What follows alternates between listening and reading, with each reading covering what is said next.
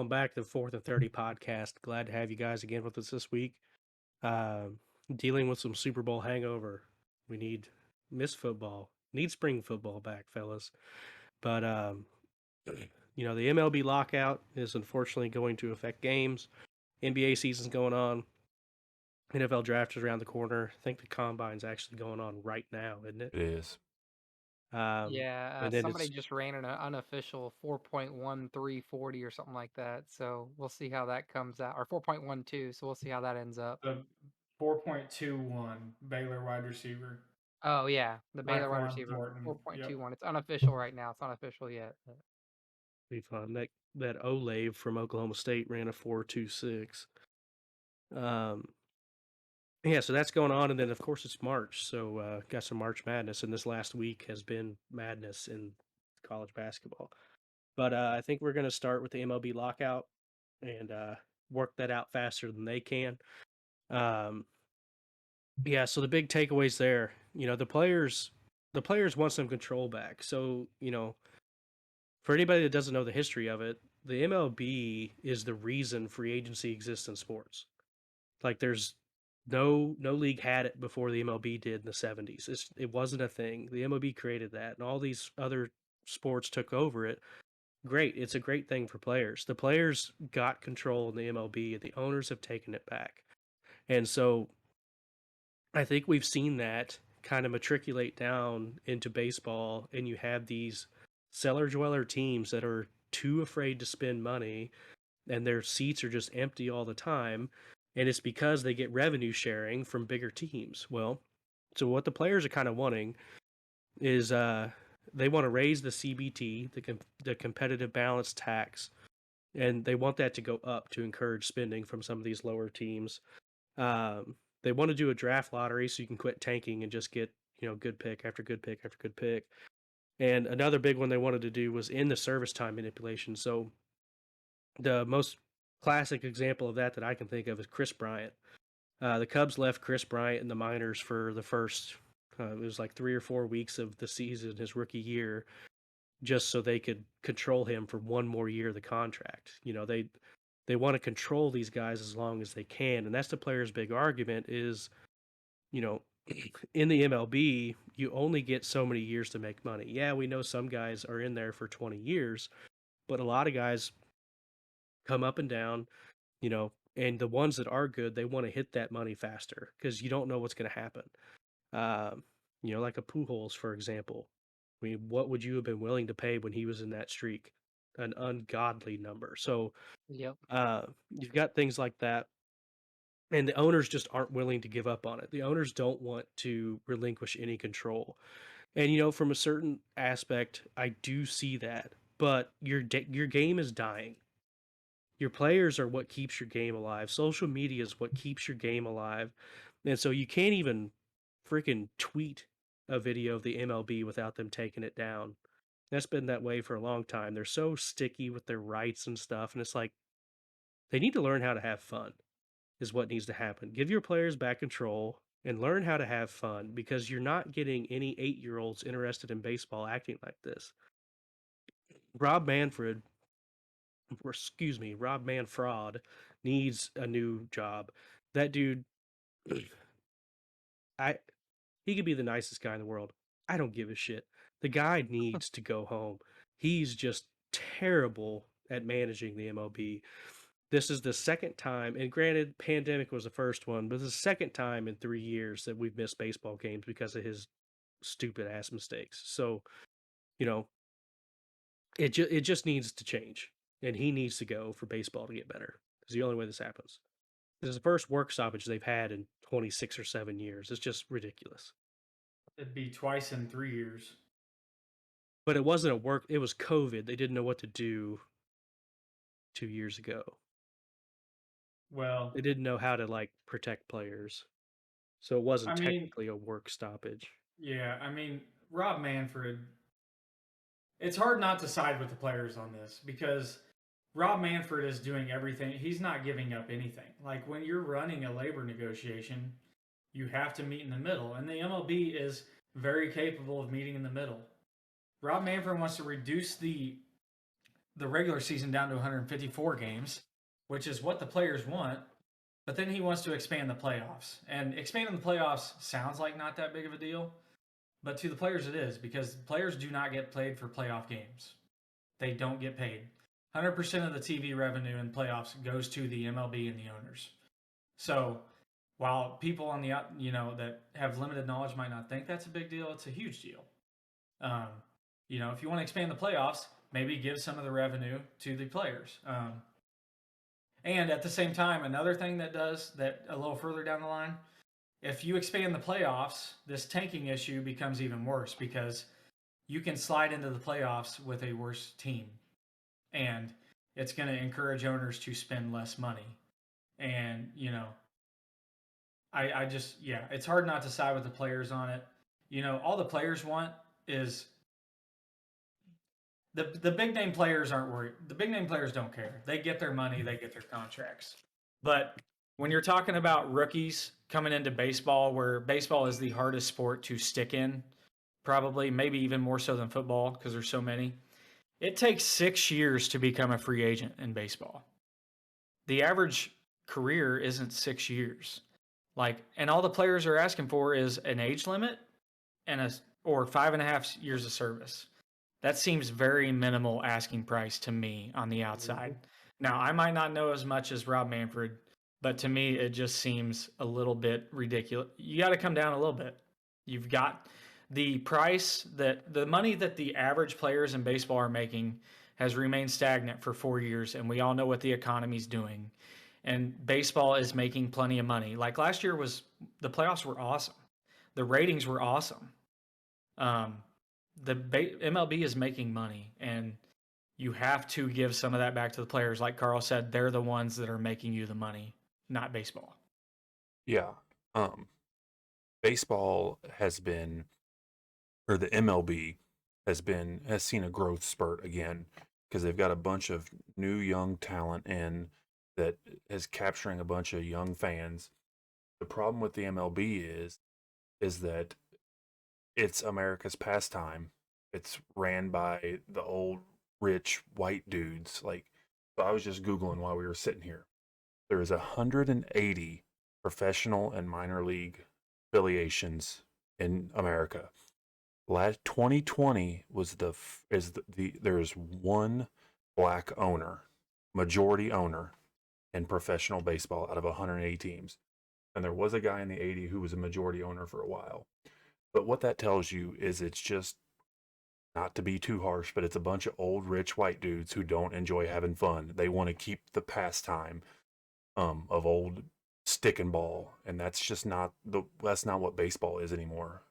No, and to your point, Cody, what does baseball feed off of nowadays? International players. Yes. They feed off of it. Ronald Acuna, Fernando Tatis. You could go the whole hour with that list, Kyle. Yeah. I'll stop right there. Yeah, and so the NFL has done I'd say the NBA. The NFL and the NBA both have done a great job of adapting and changing and being more integrated with races and genders and everything. And it shows in their ratings and their popularity and everything like that. And baseball just continues to drag its feet despite how much just pure diversity there is from, people of every color play baseball around the world. So for as diverse as the player base is, the upper echelon of baseball is not, and that shows in how anti-fun the MLB has been. And so the players have every right to want control. Now, the argument for the owners is you've got guys like Juan Soto who turned down a $350 million contract because he didn't think that was what he was worth, which, whatever. If that's not what you think you're worth, then power to him.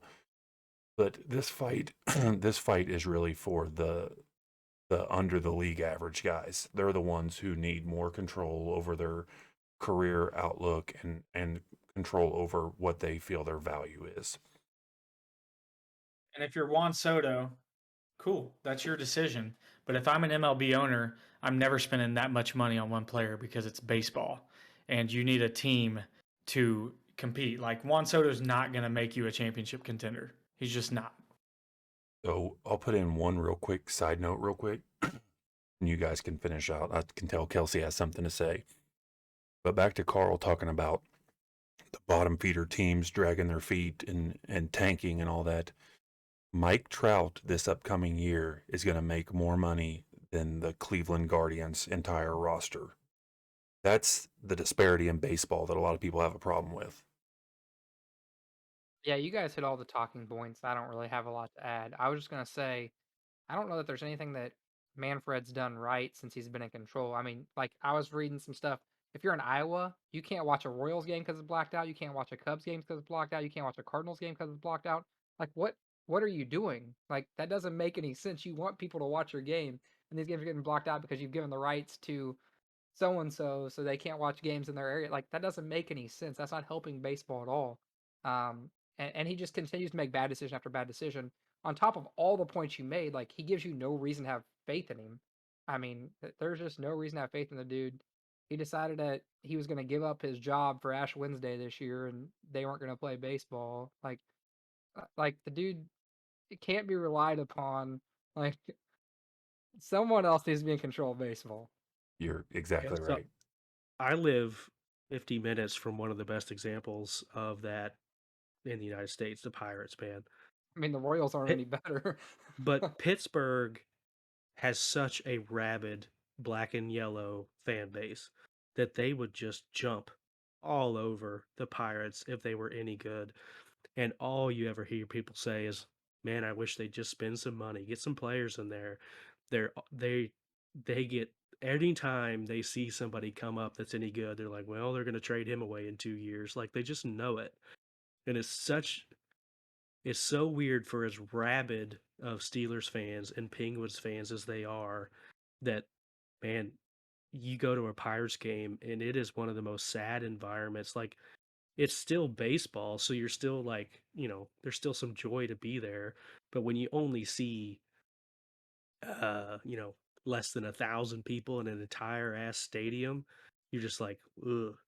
It it it's rough and like if the MLB doesn't understand that cities like Pittsburgh and cities like Cleveland that have sports fans that would support their teams, like the Browns were still, putting asses in the seats when they were going 0-16. They were just wearing paper bags. Like those people It's still to be support seen. those people support their teams if you just put a team out there. You Yep. can't put your local high school's team out there against major league teams. Like it just doesn't work anymore, guys. Like If you spend have the spend the money.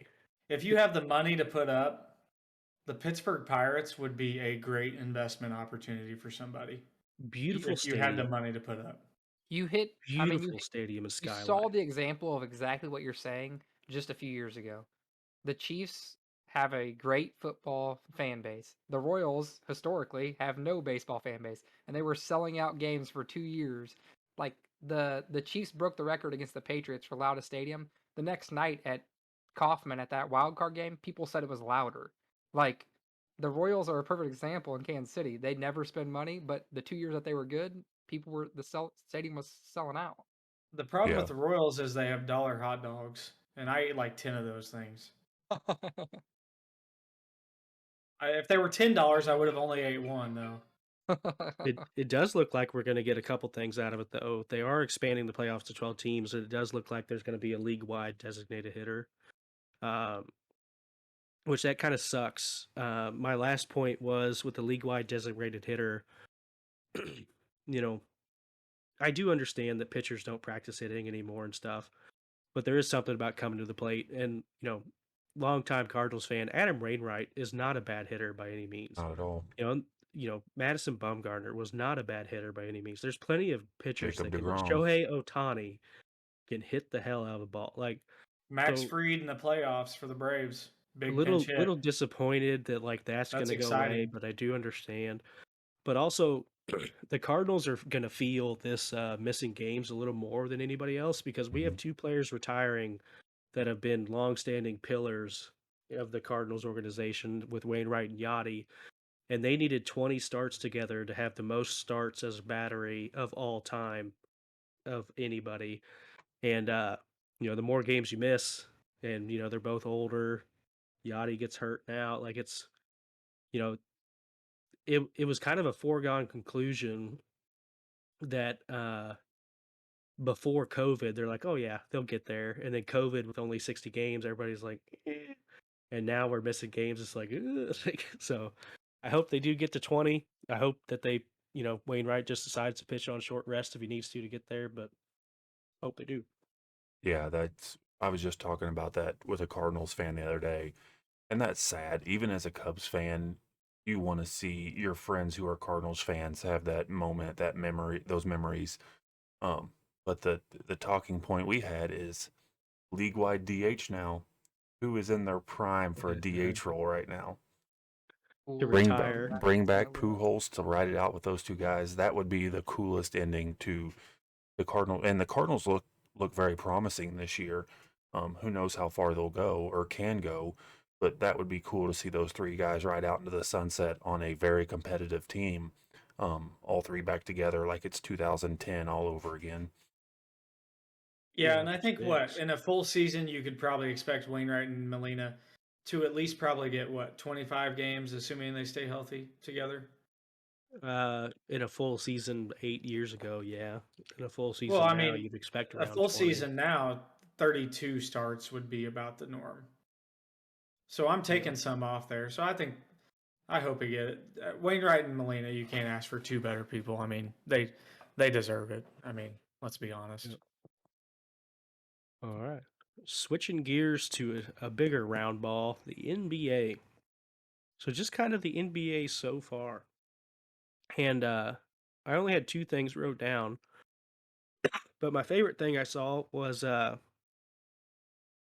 the number 10 team in the playoffs in the East is the Hawks at 29-32, a 475 win percentage.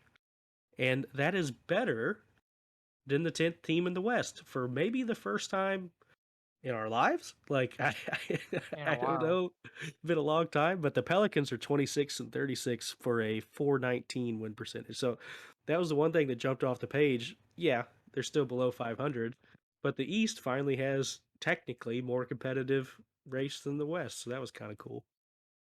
Yeah, And it's definitely more competitive when you take into account how far ahead the Suns are right now. yeah. The West is more top heavy, but the East is definitely more competitive. The Hawks were in the conference finals last year, and they're the 10 seed now, and there's really been no roster changes, like notable. And then the Knicks are, I believe, on the outside looking in right now, and They're they 12 were right now. and they were kind of dark horses to be the Hawks last year. Um, so two teams that had tremendous success last year, struggling this year. Um, the Bucks are still playing like the Bucks. The Nets will get it figured out when KD gets back. I think he gets back Friday. The Heat look really, really good this year. Nets also got Goran Dragic off waivers or off of free agency when he cleared waivers. So that'll help them quite a bit. That'll move Patty Mills off ball a little bit more.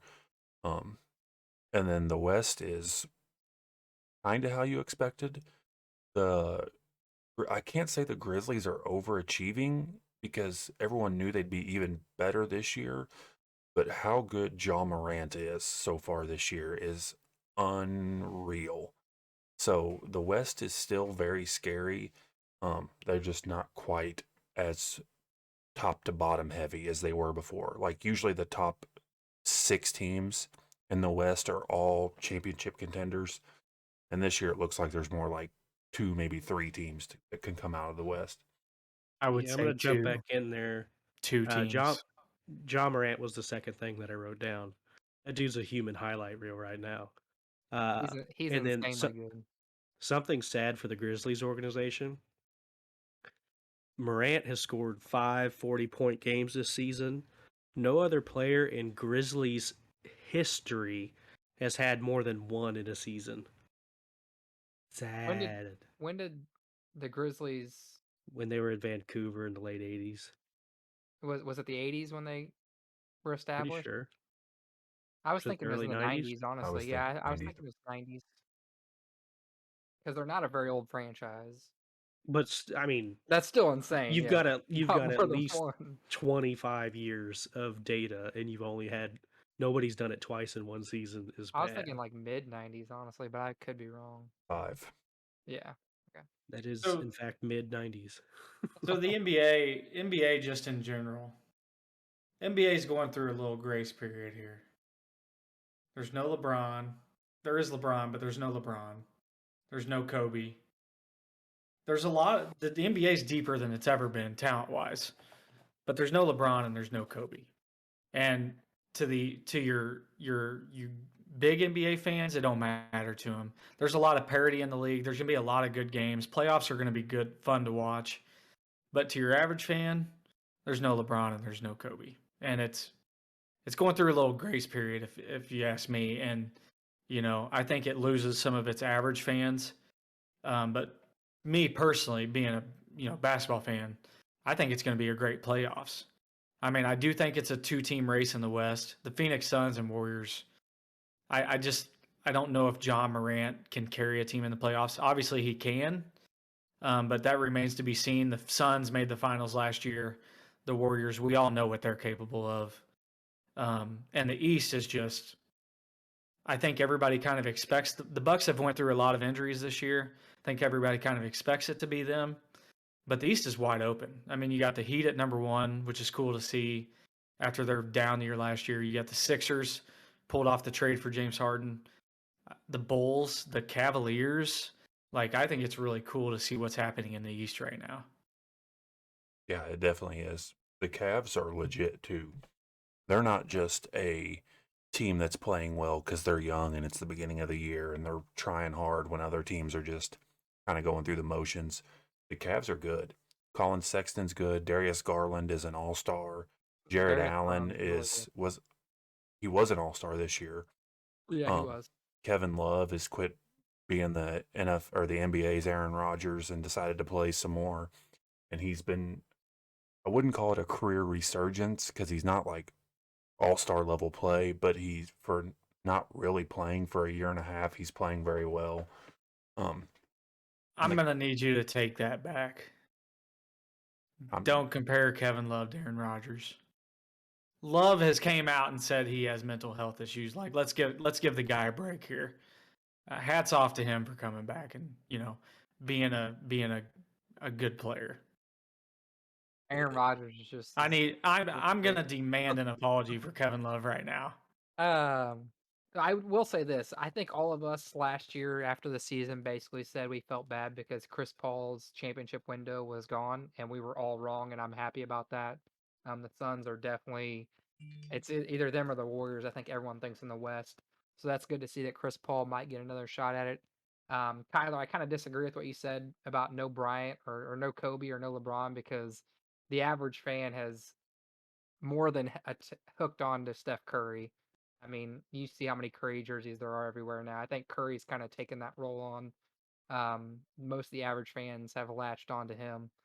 And the East, I think the Heat and the Bulls are good, and I think the Cavs are good. I still think it's going to come down to the Sixers, the Nets, or the Bucks, though. Like I just do. I just think those are the 3 best teams in the East. The Nets, I mean, they've been playing with half their team half the year. Whenever they get healthy, I think they'll be in the mix. And then the Sixers with Harden and Embiid. I mean, I don't think you can count them out. I mean, those are 2 of the 2 guys that can score 30 every night. So back to the no Kobe, no LeBron. So we had a stretch where we had Jordan, and then Jordan and Kobe kind of overlapped, and then majority of Kobe and LeBron's career overlapped, even though we never got to see them in the finals. And then LeBron's career is somewhat tailing off. He's still playing at a super high level, but the end is in sight finally for LeBron's career. And Steph Curry is a good face for the league. Kevin Durant, I don't think he's a great face for the league, but he's that superstar level. But when you think about just players that can be adored by fans. You got Jimmy Butler, you got Embiid, Harden, Zach LaVine, DeMar DeRozan. John Morant. I'm just going down the East list right now in the standings. Antetokounmpo, not Colin Sexton, Darius Garland, Jason Tatum. I don't mean that.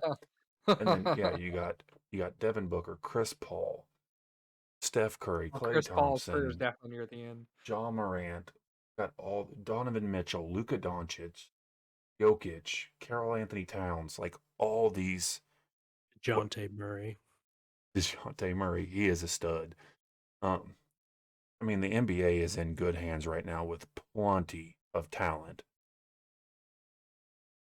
It is, but there's just something like Steph Curry is great. I think he's a top 10 player of all time. But like he has his off games. Like Kobe, LeBron, they're bringing it every night. I don't know. I feel like there's just something missing from the NBA, and Yeah. I got to pinpoint it to the Kobe, LeBron, MJ. Well, it's going through that period. you know what it Yeah. is? I think we've been spoiled. I think you're a huge LeBron fan. I'm just telling you, ever since Kobe's been out of the league, I've felt like something's missing from the NBA. I watch it, I enjoy it, but your guy, like you're not trying to watch LeBron every night when the Lakers are getting their butts kicked. And I think that's what you're missing is you're not missing that go-to I'm not guy. trying to watch LeBron put up 29 when they're losing by 20. Yes, you are correct. Like his stats Especially at are a Golden little Morning. inflated at this point. Someday we're gonna be like the guys who can't let go of the 80s and 90s and say the NBA is not like it used to be, and that's what we're gonna be like with Kobe and LeBron. So There might be But- some truth to that point. The difference is we got to witness the change with Steph Curry. yeah. So wherever the game goes in 15 years, it's because of Steph Curry. But we got to see that start. So it might be better for us because it was kind of a gradual change. The Magic Johnsons, Birds, Jordans, Kobe, Shaqs, LeBron's. Like it was dominance, but it was all like kind of the style just changed a little bit, but you could see shadows of it and everything it did. And And then then- Steph Curry was a Steph hard Curry. stop. Steph Curry hit puberty in his 4th year, and it was just the game was completely different after that. And I talk about that all the time with high school basketball. When talking to my kids, talking to former players that played at North or at South or at wherever. This doesn't quite apply as much to you two guys because you guys played a current style of basketball before it was current. But we talk about like some of the great Northeast Missouri teams over the years. And, North is currently still playing in the state playoffs. And the rate of pace that these kids play at and the pure athleticism they play at, I never played against any teams like that. I know the guys in the 90s didn't play in any teams like that. Like, it's just, the game has evolved. It's not a slow-paced game like it was in the 90s. It is up and down. It's under control, unlike the 80s where they had 110 possessions per team a game and they scored 120 a game, but that's because there was so many freaking possessions. When it comes to pace of play, this era of basketball is nowhere near the late 70s, early 80s, but they're putting up crazy amounts of points because good offense beats good defense. And it seems like every player on an NBA roster is an amazing offensive player and maybe as well a defensive player. So it's different. I am not a basketball hipster. I will argue to my grave over and over and over again that basketball is better right now than it was in the 90s. And I grew up on 90s basketball. And the game is in a better spot right now than it was in the 90s. So I agree with that. I would, however, I'm going to switch gears to college basketball because I don't know if college basketball is in a better spot than it was in the 90s. Because all these guys are trying to be Steph Coach K's Curry. retiring. No, I don't. I really. LeBron's coming to his end. Coach K's retiring. Kyler's I done used with to watch basketball. every Duke game. Like if there was a Duke game on, I'd make sure I was there watching it. It's not the case anymore. Have you guys watched college basketball this year? I don't mean, watch I college have, yeah. basketball I other than watch- March I Madness. watch it. Everybody's trying to be Steph Curry. Brick. Like College basketball is not in its prime, and the NBA might be, but I it's mean, it's hard to it's very hard to watch at times, like very hard to watch. I don't know if I agree with completely what you're saying. I do think that I don't think this is the best year of college basketball. If you're just talking about this year in general, I don't think college basketball is in a slump. I just think that this year there is not quite the talent there has been the last few years, if that's what you want to say. So It's hard to watch. Like the player of the year this year in college basketball is probably gonna be that dude from Kentucky who's not even gonna be a first round draft pick. Like that's who's probably gonna be the college basketball player of the year. He's not gonna be a first round draft pick. Like the talent level just isn't the same as it normally is in college basketball. and I'm not a fan or against the one and done rule. I should say I am against it. Either they should require a college degree to play in the NBA or no experience. Like, I don't think 1 year of college makes it, or 1 year out of high school makes any sense at all.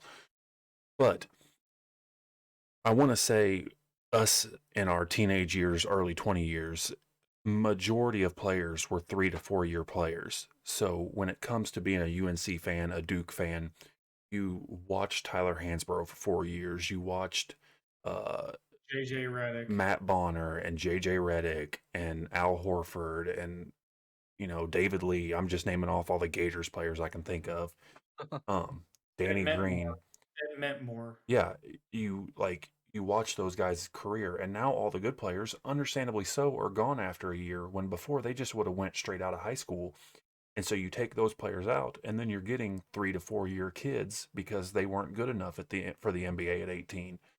And so with the one and done rule, you're just seeing a whole lot of kids that are there for a year just to keep playing basketball until they can go to the NBA. Yeah, you're not wrong. Is that truly what's wrong though with college basketball? Because like there'd still be talent there, just be on different teams every year. Yeah, Cody has a point. Like when you're a player that's playing for the same, you're in it for the long haul, 3-4 years. I feel like you give more to it. Like these freshmen nowadays, they're thinking about their NBA. They're not thinking about college near as much. It takes a special kid and a rare kid to like give college his full go now.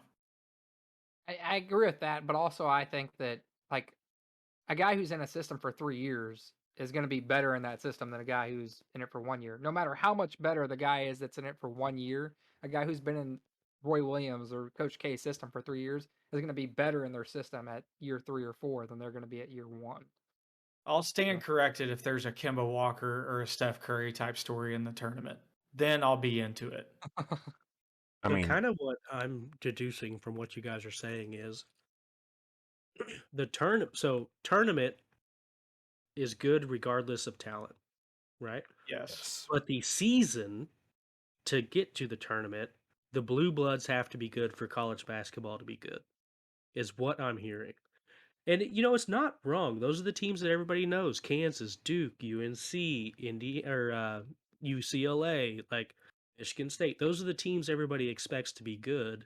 So that's kind of what I've heard you guys say without saying is for college basketball to be good, you need your Blue Bloods to be good, which means, Blue Bloods, they attract those big names, but they also get your ass to stay there for 4 years or redshirt, get a fifth or whatever it is. Like, so that's what I'm kind of hearing. Is that what you guys are trying to say I without don't saying think it? that's what I'm saying because I just said like Kemba Walker and like Duke is top UConn. 5. Duke's top 5. Arizona's top 5. Kansas is top 10. 5. Like Kentucky's top 10. They're good. And I think It's a lot of just the lost Blue a Bloods little bit of its anymore, flair. other than when Roy Williams was at North Carolina, I don't think a lot of Blue Bloods were still keeping guys for 4 years. Roy Williams is basically the only one keeping guys for 4 years. They're all just going 1 year guys now. I don't know. Alright. Maybe I'm just getting older. Maybe I'm getting old. do I need to go into my Big Ten basketball rant on what's wrong with college basketball? Big 10. They play it like they did in the 90s. Yeah. All right. Let's switch gears again. Team needs in the NFL draft was All right, another now thing we're getting somewhere. NFL. Thank you. Another thing we had wrote down. So Kai, since we're getting somewhere, why don't you go somewhere? Mitch Trubisky, baby. Bring him on. Give him a shot. That's not the NFL draft, but he's going to These are get the NFL draft. he's definitely going to get 25 million this offseason because You think he'll get that much? Yep. Okay, never mind. no We'll go doubt. somewhere. There's- We'll go there's a been different lot of direction. interest shown in We Trubisky will in go a this different direction. We just talked about Pittsburgh spending money, dude. Come on. So, no, but if you're going to spend 25 million on a 1-year flyer, like if Malik Willis or Kenny Pickett fall to pick number 20, Steelers are taking him. Taking him. Hands Kenny down. Pickett's hands only measured 8.5 inches. That's not a good sign. Yeah, well, Drew Brees had small hands too. Actually, his were 9.5 inches. Like, there's been like no quarterbacks that have spent substantial time in the NFL with under 9.5 inch hands, which is a weird stat, but it's true. Well, I'd still take him at pick 20.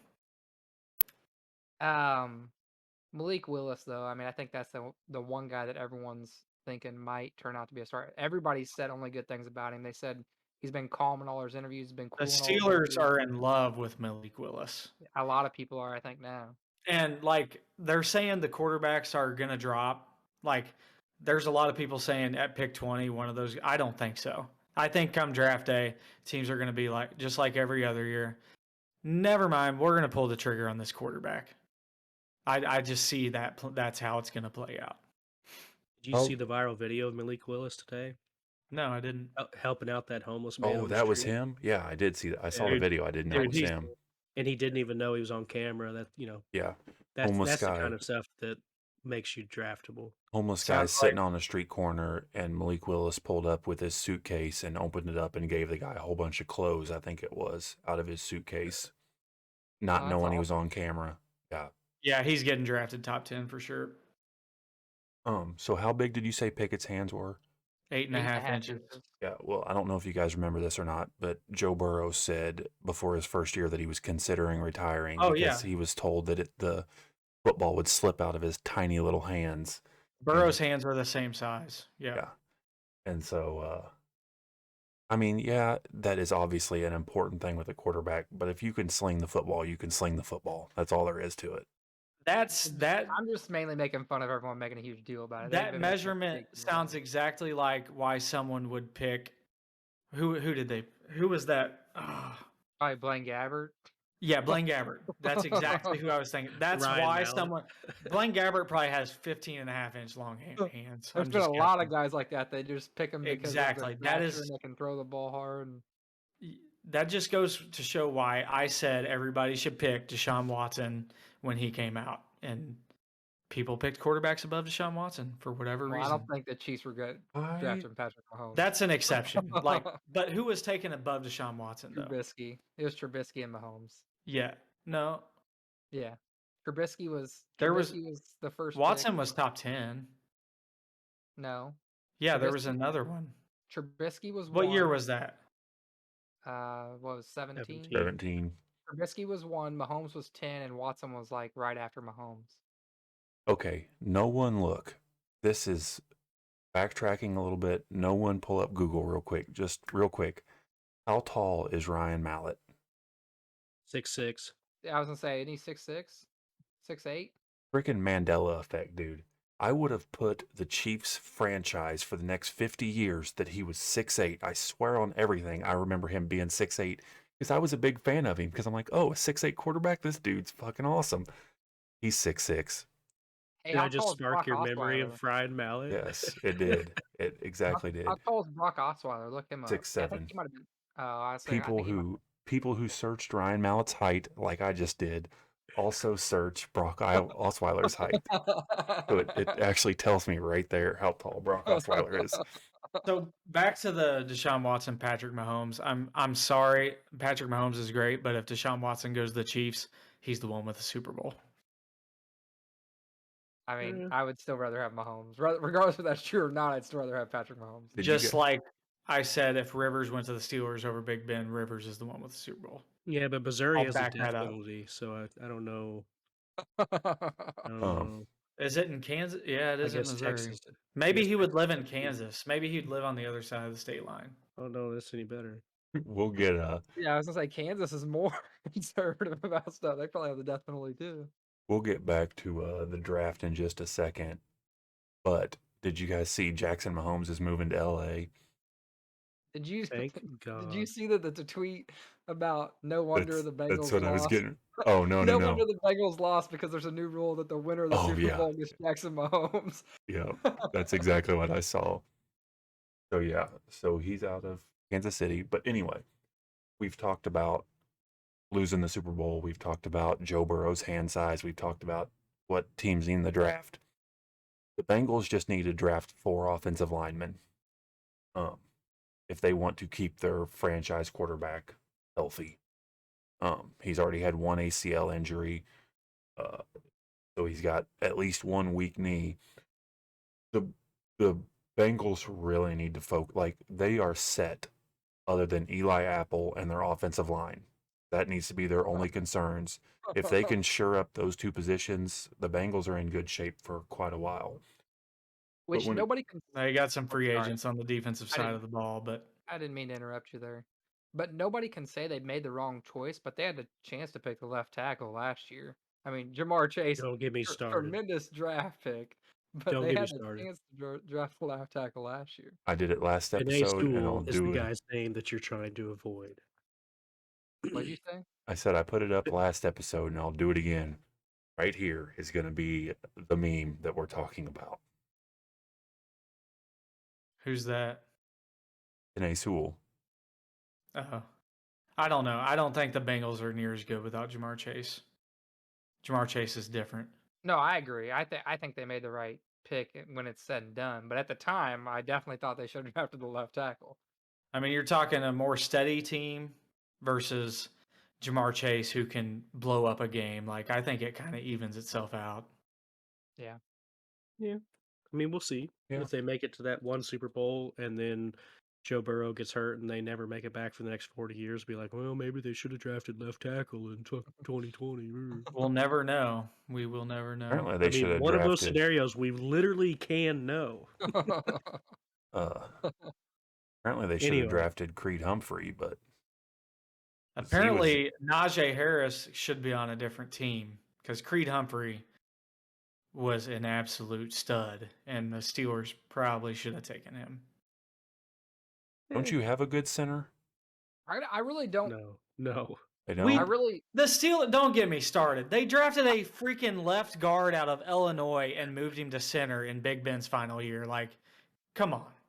So I'm a diehard. That is maybe Chiefs the fan. most questionable decision in the history of NFL drafts. He didn't mean it, Kai. He didn't mean it. Oh, okay. All right. Just checking. Just don't get me. I got started. You got me started. Is that not like highly questionable of a decision? It It is. It is. Okay. Just checking. Kelsey, what were you saying? Jesus. Now Well, I'm as we all starving. know, I'm a diehard Chiefs fan, but center is seriously one of the least important positions on your football team. First of all, and second of all, you have Joe. Did Tooney you at left see guard, those? Did Trey you see Smith- Big Ben this year with Trey Smith? I'm not talking about the Steelers. the interior pass rush? Yeah, but God. usually If you don't shore- have an interior offensive line, you usually can't shore do up your nothing. guards, not your center.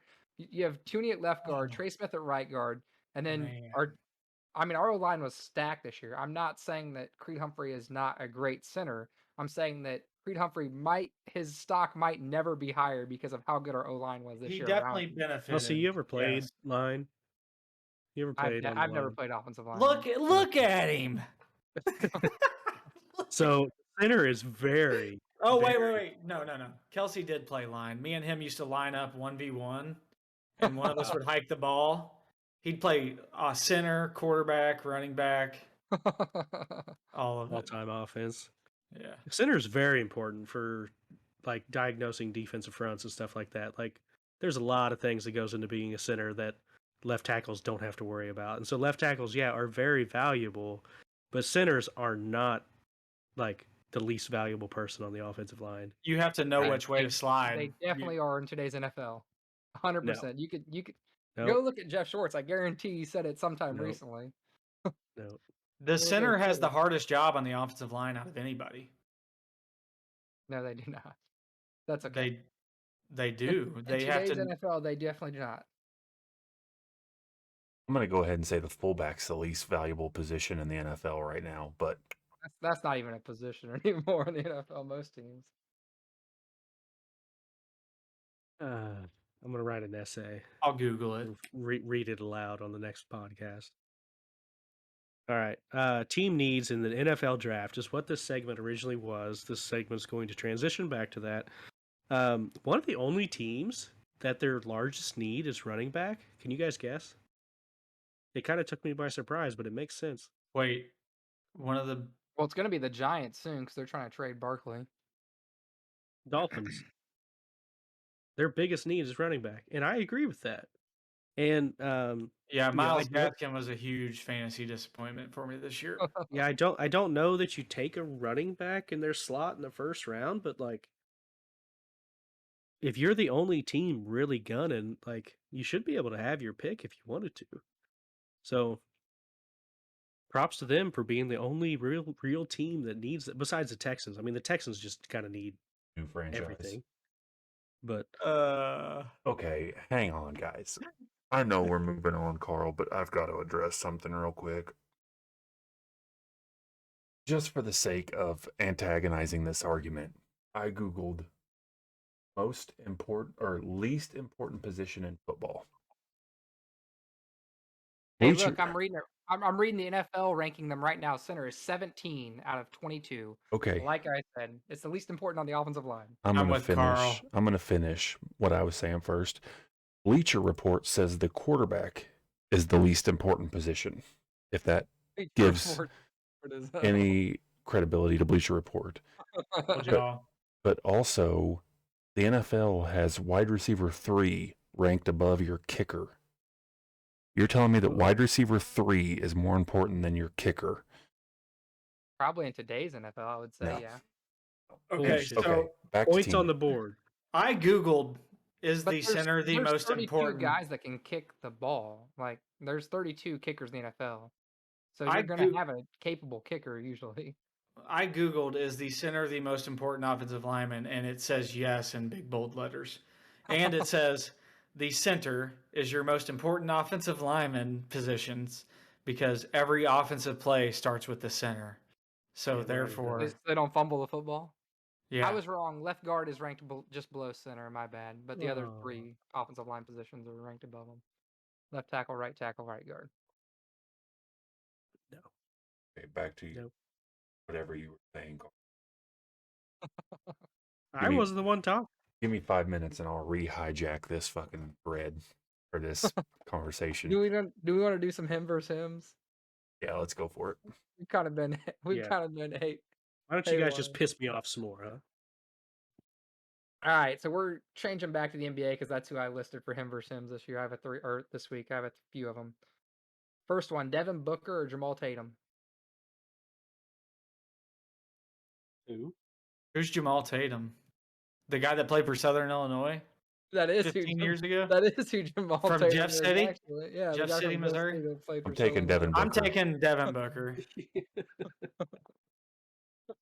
If you meant Jason Tatum, then I'm going to still say Devin Booker. We all agree on that one. But the funny thing is the people who did this, 3 of them took Jason Tatum. I'm definitely taking Devin Booker. Darren Fox or D'Angelo Russell?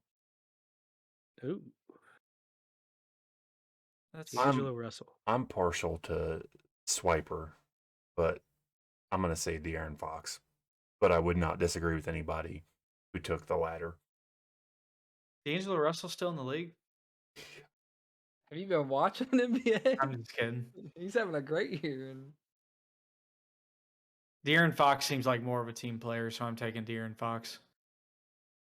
I think this one's tough. I think Darren Fox is good. I also think the Kings have been absolutely terrible with him being the best player on the team, and they've. But it's the Kings. It's like playing quarterback for the Chicago Bears. Trubisky's still got a shot. I would probably lean toward Fox too. Karl Anthony Towns or Anthony Davis? Right now, Karl Anthony Towns. Yeah, is that when really they're both healthy?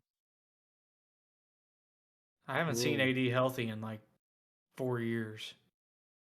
Yeah, but if he was, the dude's still a monster. If you Men in Blacked my memory from this year away, I would take Anthony Davis, no doubt.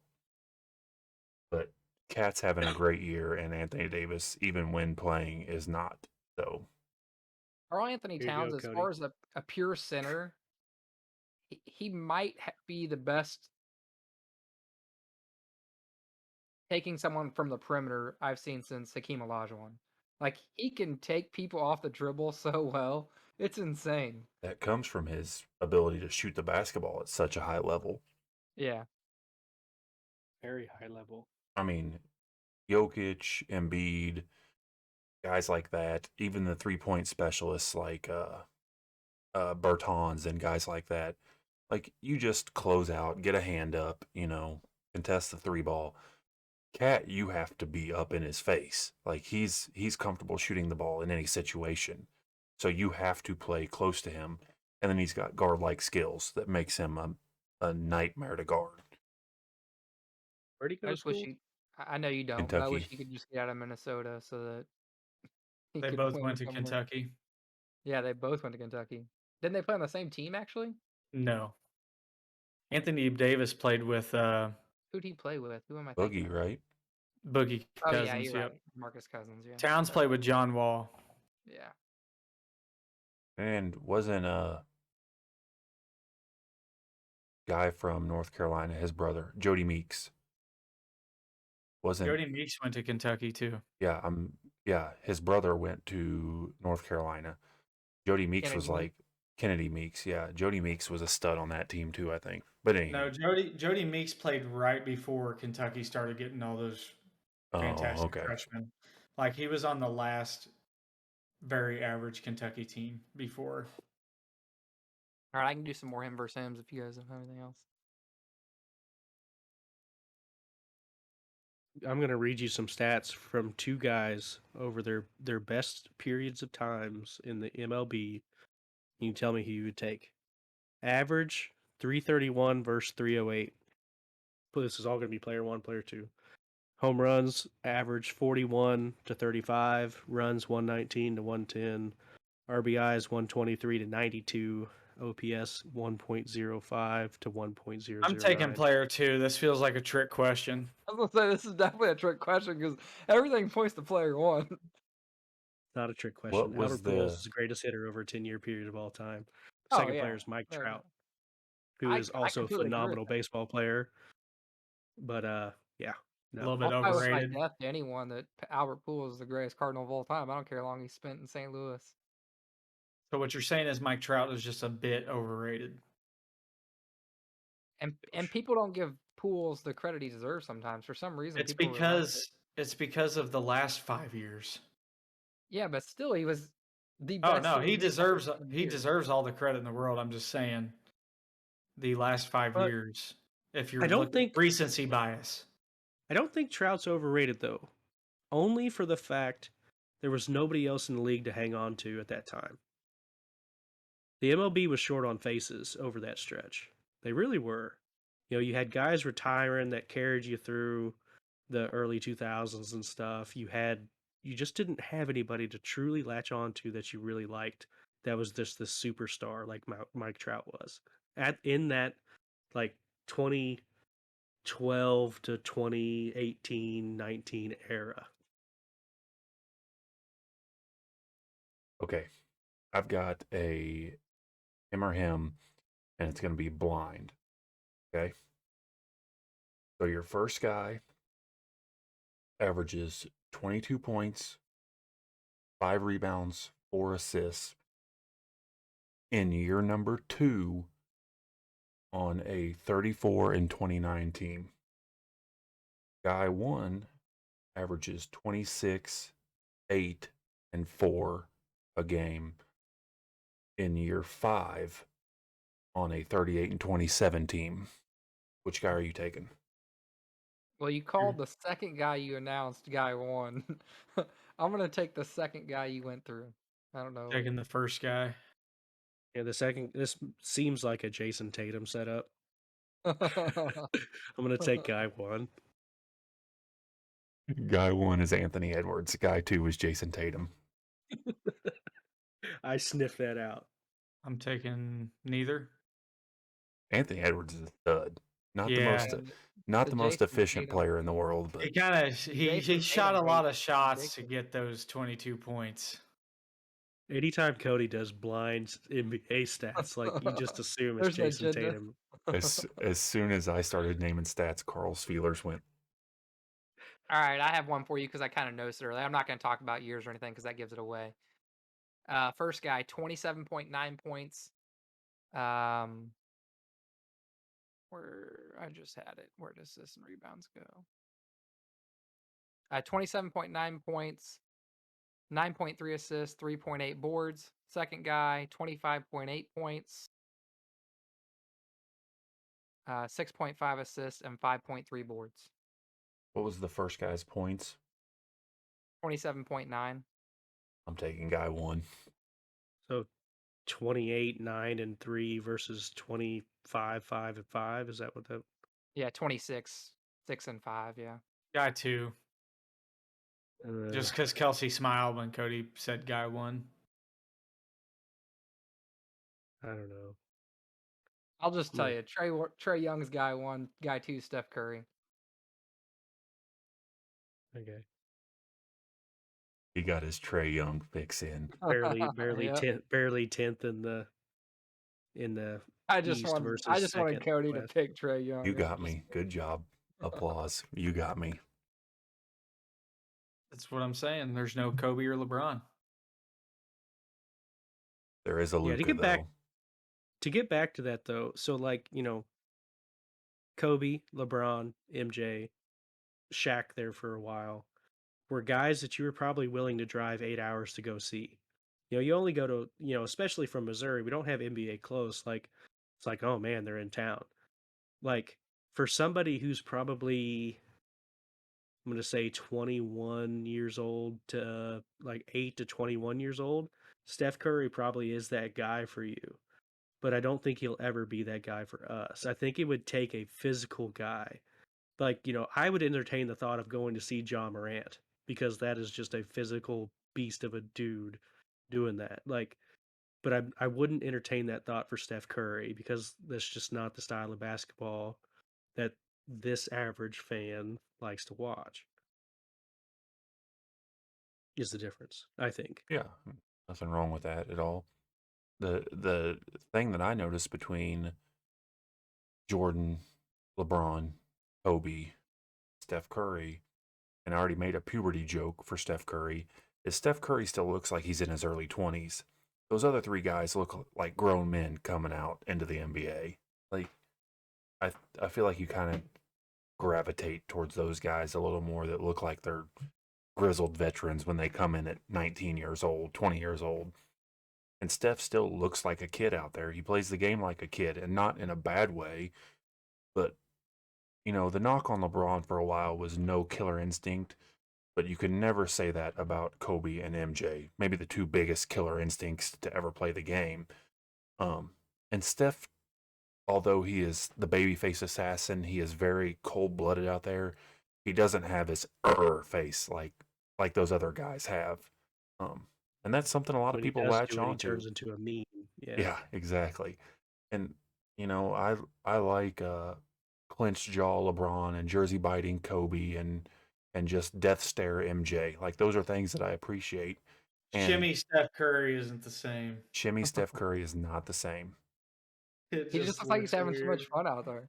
It just They're looks weird. demoralizing. Very good.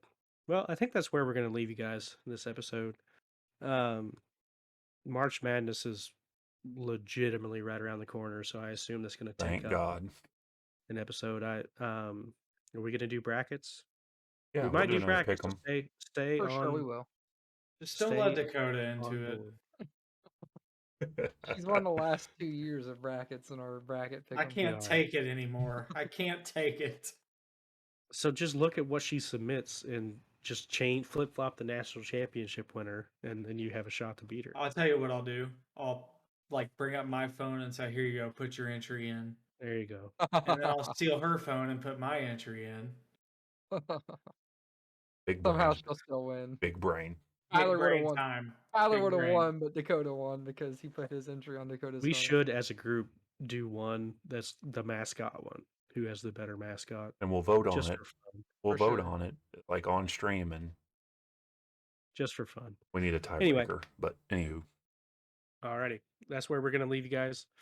Until next time, be good out there. Tell your grandma, and peace.